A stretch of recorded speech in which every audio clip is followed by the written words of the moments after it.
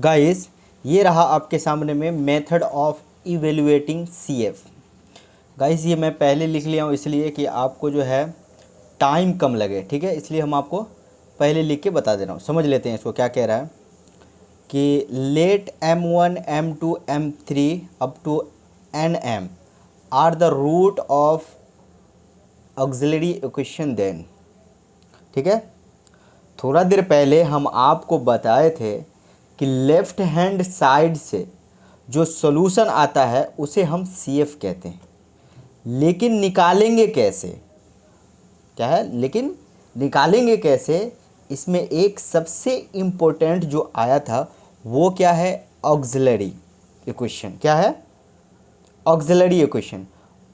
Auxiliary equation कैसे बनाई जा रही थी, जस्ट हम क्या कर दे रहे थे, रिप्लेस कर दे रहे थे किसमें, d बाई स्मॉल m में and y with 1 in a given differential equation you will get a auxiliary equation. ठीक है, वो जो ऑक्सिलरी इक्वेशन आती है इन टर्म ऑफ m, उसे कुछ रूट होंगे, उसमें क्या होगा, कुछ रूट होंगे, तभी तो आएगा। जैसे पिछले उसमें हमने क्या किया था कि m का जो है कुछ रूट लिए थे इस तरह से, देखिए ये m इक्वल टू क्या है आपका -1, ये 1, इस तरह से कुछ रूट आया था। ठीक है, ये आपका क्या है, रूट आया था ऑक्सिलरी इक्वेशन के। अब मान लीजिए इसी का जो है ऑक्सिलरी के रूट लेट आपका है, यहाँ पे देखिए late m1 m2 m3 up to क्या है nm are the root of auxiliary equation then. अब इसका जो है CF निकालने का प्रोसीजर हम लोग देखेंगे।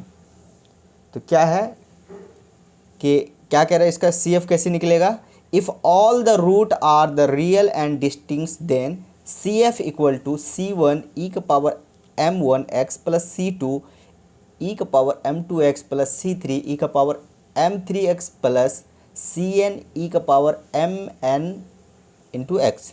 ठीक है, ये x में, ठीक है, समझ में आ गया।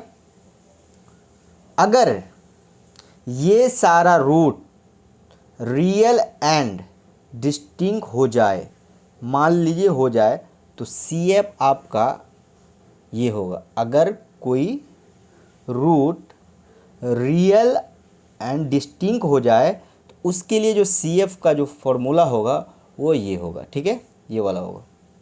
केस 1 समझ में आ गया, यहाँ तक क्लियर है।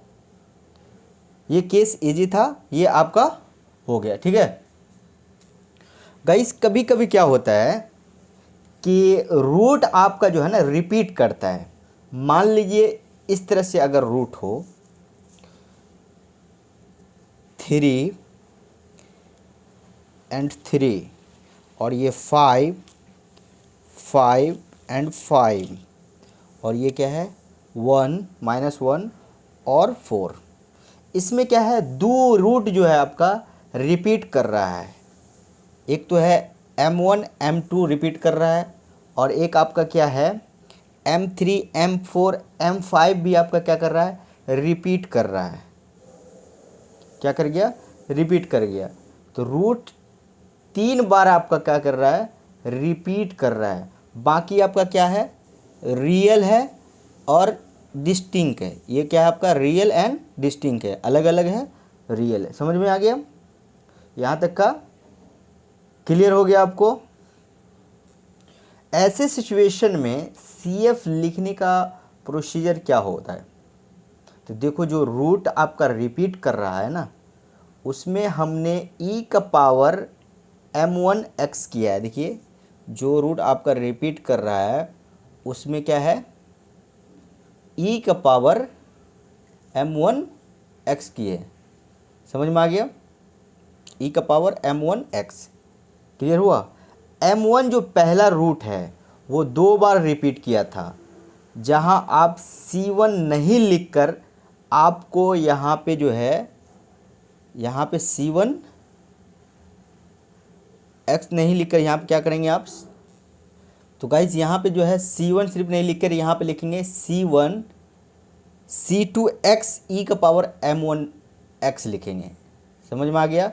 यहाँ पे अगर रूट रिपीट कर रहा है तो यहाँ पे क्या है, C1 सिर्फ नहीं लिखे, ये C1 नहीं लिखे, यहाँ पे लिखेंगे C1 प्लस C2x e का पावर m1 x। क्यों लिखेंगे, क्योंकि रिपीट कर रहा है, रूट आपका क्या कर रहा है यहाँ पे रिपीट कर रहा है, इसलिए हम C1 प्लस C2x e का पावर माइनस ई का पावर m1 x लिखेंगे। ठीक है, समझ में आ गया यहाँ तक क्लियर। जैसे आप एग्जाम्पल में अगर समझ लिए, अगर एग्जाम्पल आपका इस तरह से दिया हुआ m, ये m अगर आपका इस तरह से दिया हुआ है तो चलिए इसी को समझते हैं। तो यहाँ पे रूट आपका क्या कर रहा है, रिपीट कर रहा है, तो आप यहाँ पे क्या लिखेंगे C1, यहाँ पे आप लिखिएगा C1 प्लस C2 x, और आपका क्या है m, क्या है m1 क्या है यहाँ पे 3 है, तो यहाँ पे क्या है रिपीट कर रहा है, तो यहाँ पे हम m1 की जगह पे 3 लिखेंगे और x लिखेंगे यहाँ पे 3x। ये समझ में आ गया आपको गाइज। अगर इसी में अगर ये 3 बार रिपीट कर रहा हो, यहाँ पे अगर ये 3 बार रिपीट कर रहा हो तो इसको कैसे लिखेंगे बताइए, यहाँ पे प्लस और इसको लिखेंगे C3 plus C4x plus C5x square, और आपका क्या है उसके बाद ये डिस्टिंक्ट, क्या है डिस्टिंक्ट है, और ये क्या हो जाएगा e का पावर 5x। ठीक है, यहाँ पे हो जाएगा, और इसके बाद क्या ये डिस्टिंक्ट अलग है। ठीक है, तो ये हो जाएगा plus C6 e to the power, ये क्या है माइनस x, और ये क्या है प्लस। ठीक है, और ये क्या होगा C7 e का पावर क्या है 4x हो जाएगा। यहाँ तक का क्लियर हो गया। ये 4 है इसलिए यहाँ पे 4x हो गया, यहाँ पे -1 था इसलिए m का जगह पे क्या है -1 है, इसलिए x बचा यहाँ पे। क्लियर हो गया। यहाँ पे 2 बार रूट रिपीट कर रहा था तो C1 लिखे, उसके बाद C2 के सामने जो है C2 के साथ x मल्टीप्लाई किए यहाँ पे, और ये यहाँ पे 3 है, 3 न रिपीट कर रहा है 2 बार, तो यहाँ पे m1 की जगह पे 3 लिख दिए, 3 लिख दिए, प्लस C3 यहाँ पे 3 बार 5 रिपीट कर रहा है यहाँ पे, तो C3 लिख दिए हम। C2 तक तो हो गया था, और जब इसको लिख रहे हैं तो C3 ही होगा, x नहीं होगा इसके साथ।